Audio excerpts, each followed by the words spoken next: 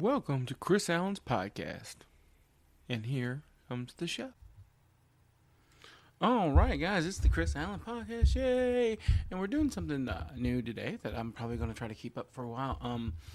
That I am going on Facebook Live, although I think my ultimate goal is to go to TikTok Live, and I have enough followers on TikTok, so follow me, Chris Allen 2342 at TikTok. Yay!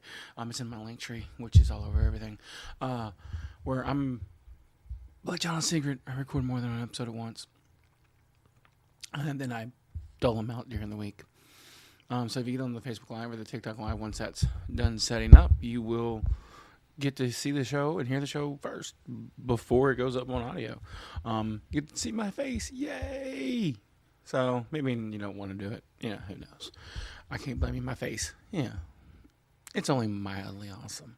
All right. So yeah, that's something we're doing from now on. For the most part, I won't guarantee every single episode because, things happen, but it's what we're trying to do from now on. So yeah. So here we go. Oh. In news, I might have a sponsor. It's still in the works, but I'm pretty excited. It's going to be for a friend of mine who does photography, and it's all I want to say right now. But it's coming, and I am excited. All right.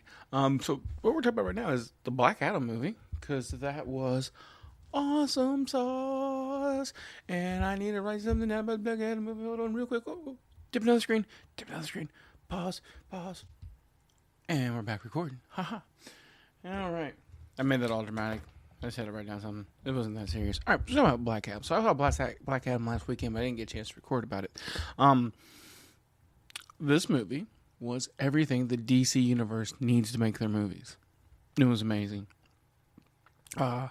There was a little bit of crossover characters. They brought in some new characters that hadn't been introduced in DC Universe before. As far as the movie goes, they brought in Hawkman and Dr. Fate. They brought in Atom, Smasher, and the Wing Girl.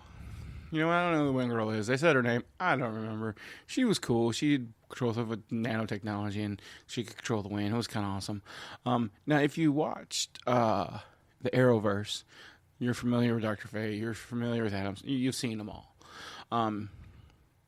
But they did, of course, since DC doesn't cross over its TV shows and movies, two separate worlds, unlike the genius of Marvel making it all interconnected. Different people didn't even mention Arrowverse. But, anyway, they brought in Dr. Fate. They brought in Hawkman. Didn't even mention Hawkgirl. They didn't. They took you to, I'm not going to try to pronounce the city he lived in, Kandahar, something like that. Which is straight from the comics where Black Adam's from. And they start straight up action, like setting him up. This is how he became the champion. This is awesome bad things that was happening. This is what happened. This is how he saved the day. And it's really good. Everybody be prepared. I'm going to spoil the crap out of this movie. It was really good what he did, how they did it. Straight up action from the beginning. Then it goes straight from that to modern day Kandahar, which is, they explain that ever since the first bad thing, that Kandahar has been pretty much invaded and taken over by one different military group for the last 5,000 some odd years. Like, it's never known a day of peace, and they look forward to the day when the champion returns to save the day. And there's this archaeology chick, and she's trying to keep they have Internium there, and that is what gives people can give people powers. There was a crown made by the prince or king 5,000 some odd years ago, harnessed with the power of 7 demons. Yeah. Pretty much. Yeah, harnessed the power of 7 demons. Alrighty. And that's what they're trying to find, and it's hidden, and nobody can find it. And she thinks she's found it, and she's afraid the new invading people are going to find it, and it's going to be bad. And it would have been very bad. So she thinks she's found it. She finds it. And in this, she finds the tomb of the champion and the crown. And she snags the crown. She does a little jumpy thing, snags the crown. And then the bad guys show up because, oh no, she's been betrayed by her friend. And look, I gotta, there's a bunch of twists in this movie I didn't see coming. There's some stuff from the comics I knew was coming. But the one thing about which friend betrayed them, they kind of try to make it look as this one douche. And that one douche dies pretty quickly once they make it to the thing. And there's the other douche. Now, I watch movies. I pay attention. I'm observant. When you watch this, you will be observant too. You will notice they literally had the same actor play the evil king from 5,000 years ago as the most recent douche. So it was real obvious he was going to be the one who betrayed her. It was yeah. Meh. Yes, and it turns out to be his descendant. Go figure, because, gotta finish my great grandfather's work. There's a lot of greats right there. 5,000 years, there's a lot of fucking. So, and they're gonna get the crown, and she's like, oh no, and then she lands on the tomb, and she reads the inscription, and it summons forth Black Adam back again. And they call him 10th Adam, something like that. He doesn't actually take the blame Black Adam until the end of the movie. And this is one of those moments in a movie. In every movie, they do this in lots of movies that I've always found annoying. So there's all these mercenaries with guns, and they're all shooting this magical creature or person who appeared, and all the bullets are bouncing off of them. None of them are doing nothing. Every single one of the mercenaries, like 10, 15, or whatever, shoot all their bullets. Then they all stop, and the dude's still standing there, bullets bouncing off of him, and reload and start shooting him again. Bullshit. I call bullshit. I call major amounts of bullshit. If I have a fully automatic M16 and I unload every single bullet I have on you and you don't die, and like I see the bullets hit you, not me having bad aim, because I might miss that bad aim. Every single bullet hits you and do no damage, I might reload as I'm running away and hoping you slip and fall in the shit trail I'm going to leave. Like, I'm not hanging out. I'm not, oh yeah, this dude just appeared out of nowhere.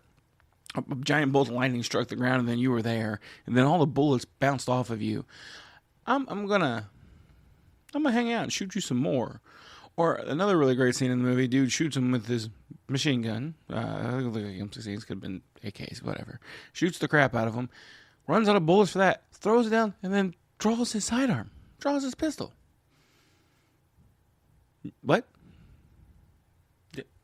I mean, way to be loyal to the cause, I guess? I don't know. Anyway, it goes right in action. And now, if you have small children, he does melt some people.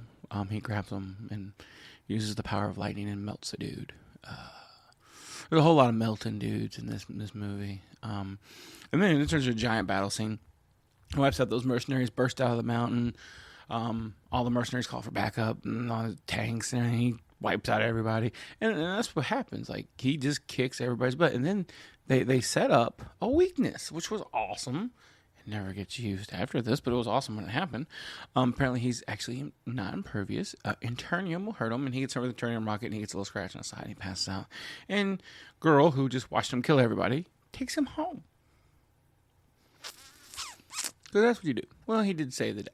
So he takes home, and it just goes from there, man. Action scene to action scene to action scene to action scene. They bring in Amanda Waller, same chick that's played Amanda Waller in all the movies. Like, hey, Hawkman, doesn't say Hawkman. I guess you're not supposed to know who he is. Get a team together, go solve this problem. We can't have this guy, blah, blah, blah, blah. And they know the secret of what really happened. And, yeah, they come in and fight scene. Like, just action on top of action in this movie. You get little breaks, catch your breath in between, but they really just hammer this movie with action. And it's great. It's what it should be.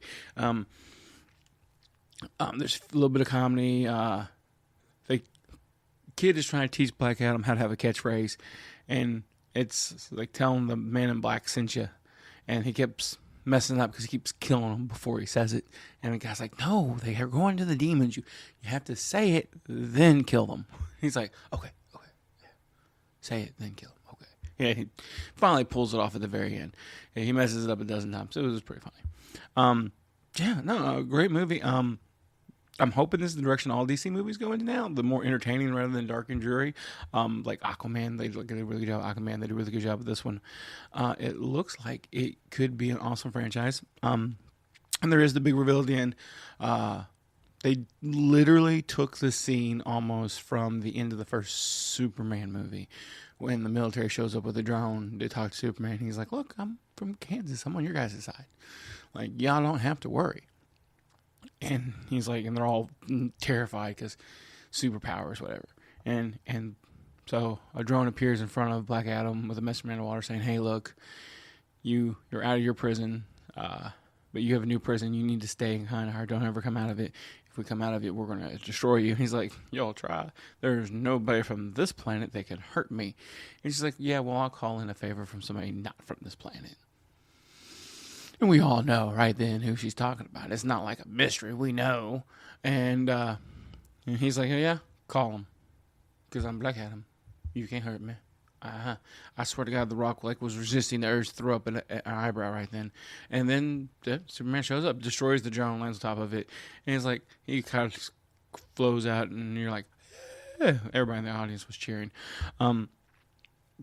It's like, wow, nobody's made these people this nervous since Let's Talk. Since you, motherfucker, because you terrified everybody.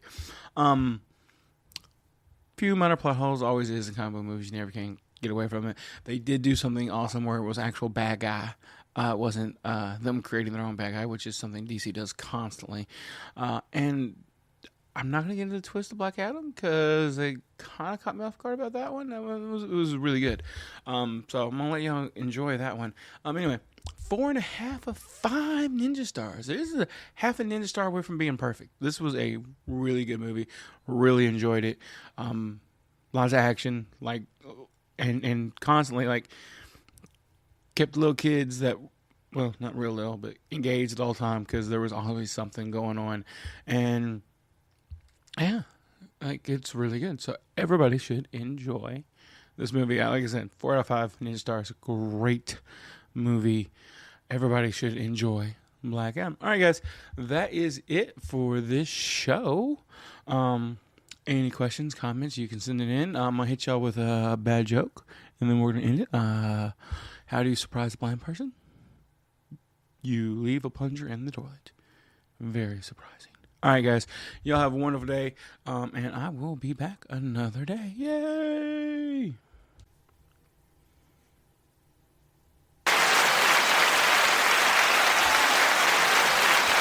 All right, guys, I hope you enjoyed the show wherever you're listening to this show. If you're listening to the Chris Allen Show, awesome. If you're listening to the Jason E. Jones Show, even better. We look forward to bringing you more contact. And if you want to help us out with that, you can hit us up at www.patreon.com/worstjokes and help fund the show. If you want to reach out to us, you can reach out to us at cman234 at Twitter, at cman234 at Twitter. You can find on Facebook, the Chris Allen Podcast. You can find Jason on Facebook, the Jason E. Jones Podcast. You can also find him on Twitter, too. Just search for the Jason E. Jones Podcast, and you'll find him. We're all there. We're all here for you. If you want to reach out to us, you can reach out to an email at asktheangryninja@gmail.com. You want to be on the show, reach out, hit us up. We'll get you on the show, interview. You want to come tell a joke, tell a joke. We're all here. If you have an outrageous story, I'd love to hear it. We'll put that up too. So just let us know. And if you have anything you want to hear, let us know. Twitter's the best way just to let you know. So everybody have a wonderful, wonderful day. Talk to you later. Bye.